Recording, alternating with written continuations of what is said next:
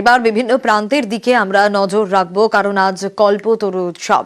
কাশীপুর উদ্যানবাটি, সেখানেও কল্পতরু উৎসব মহা সমারোহে পালিত হয়।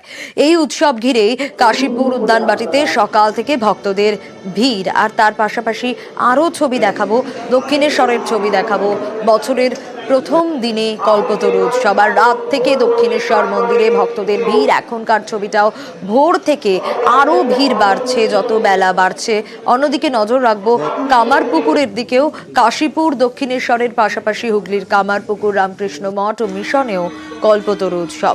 ভোরে মঙ্গল আরতির মাধ্যমে উৎসবের সূচনা। আর এরই পাশাপাশি অবশ্যই জয়রামবাটির দিকে তো নজর রাখতেই হবে, কারণ বছরের প্রথম দিনে জয়রামবাটিতেও ভক্ত সমাগম। মাতৃ মন্দিরে ভক্তরা, সারদা মায়ের জন্মভিটেতে ভক্তদের ভিড়।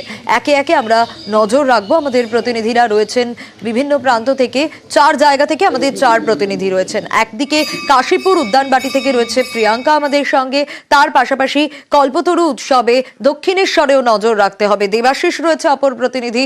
অন্যদিকে নজর রাখবো কামারপুকুর থেকে শুভদীপ রয়েছে, আর জয়রামবাটি থেকে রয়েছে দেবব্রত। আমি শুরুতেই একটু আসবো আগে কাশীপুর উদ্যানবাটিতে প্রিয়াঙ্কা রয়েছে, প্রিয়াঙ্কার কাছে। বাকিদের একটু সঙ্গে থাকতে বলবো।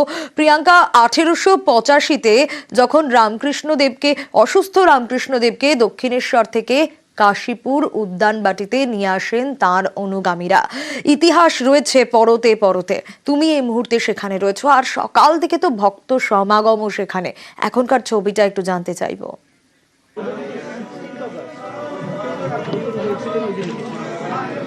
একেবারে সোনিয়া, আমি এই মুহূর্তে রয়েছি এই সেই ঘর, যে ঘরে শ্রী শ্রী রামকৃষ্ণ ঠাকুর, যিনি 1886 পয়লা জানুয়ারি এই ঘর থেকে তিনি নিচে নেমেছিলেন, অর্থাৎ দোতলার এই ঘর।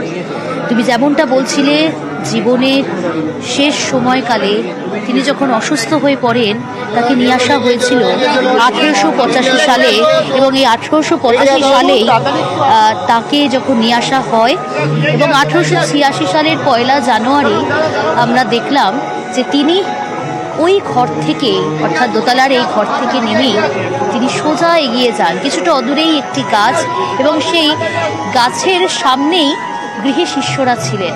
এবং গৃহী শিষ্যদের মধ্যে অন্যতম শিষ্য যিনি হলেন গিরিশচন্দ্র ঘোষ, তিনি তাকে দেখে যখন এগিয়ে আসেন এবং শ্রী শ্রী ঠাকুর রামকৃষ্ণদেব তিনি দাঁড়িয়ে পড়েন এবং গিরিশচন্দ্র ঘোষকে জিজ্ঞাসা করেন, গিরিশ, তুমি যে এত কিছু বলছো, মানে তার সম্পর্কে, যে তিনি গিরিশচন্দ্র ঘোষ তার অন্যতম শিষ্য, তাই তার গুরুদেবের সম্পর্কে বলে বেড়াতেন। তাই গুরুদেব অর্থাৎ শ্রী শ্রী ঠাকুর জিজ্ঞাসা করছে, গিরিশ, তুমি যে এত কিছু বলছো, এত কিছু দেখছো, তুমি কি দেখলে এমন? তখন গিরিশচন্দ্র ঘোষ, আমরা জানি যে নত যেন হয়ে তাকে বললেন, ব্যাস বাল্মীকি যার হত্যা করতে পারেনি, আমি কোথা থেকে কি বলবো। আর ঠিক সেই সময় শ্রী শ্রী রামকৃষ্ণদেব সমাধিস্থ হন এবং তিনি তার ভক্তগণকে আশীর্বাদ করেন, বলেন, আশীর্বাদ করি তোমাদের চৈতন্য হোক।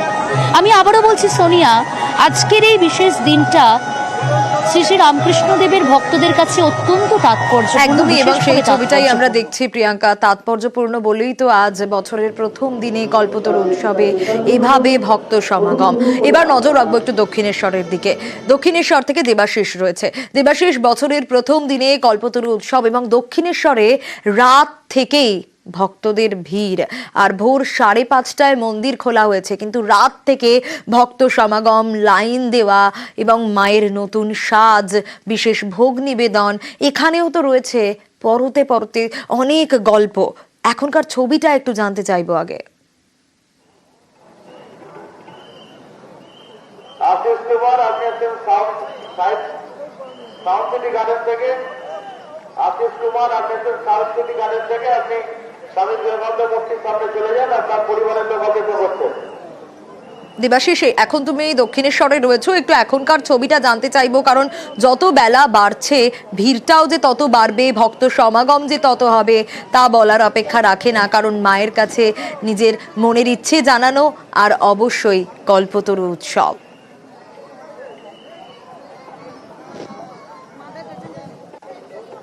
তন্ময় দাস, আপনি এসেছেন কদমপুর থেকে। তন্ময় দাস, আপনি এসেছেন কদমপুর থেকে। আপনি প্রবেশ পথ দিয়ে মন্দিরের ভেতরে চলে আসুন। দক্ষিণেশ্বরে অবশ্যই নজর রাখবো, তবে তার পাশাপাশি এবার একটু কামারপুকুরে নিয়ে যাই আপনাদেরকে।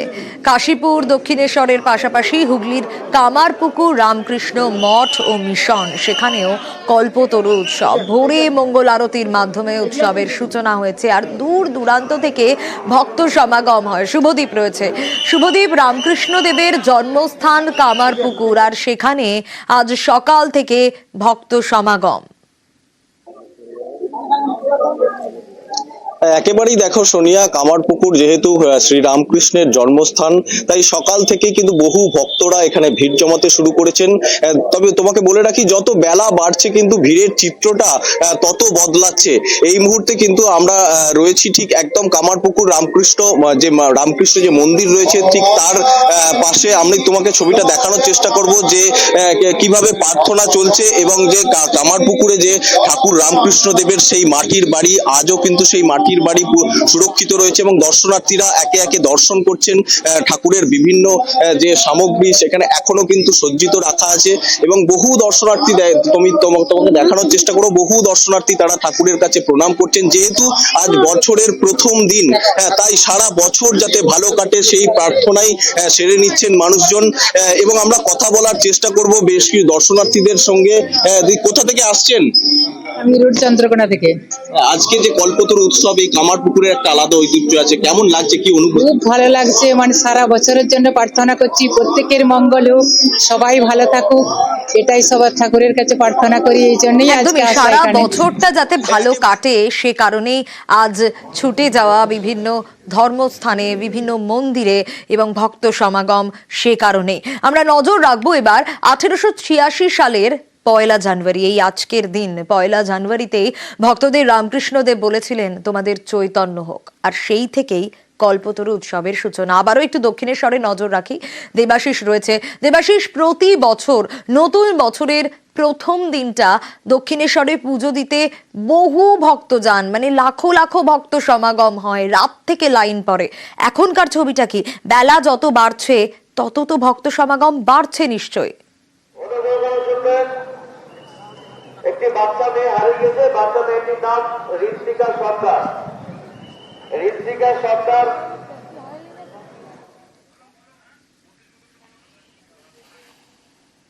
আনুমানিক বয়স 5 বছর। সহৃদয় ব্যক্তি পেয়ে থাকেন, ওনাকে বাড়ির পথের সামনে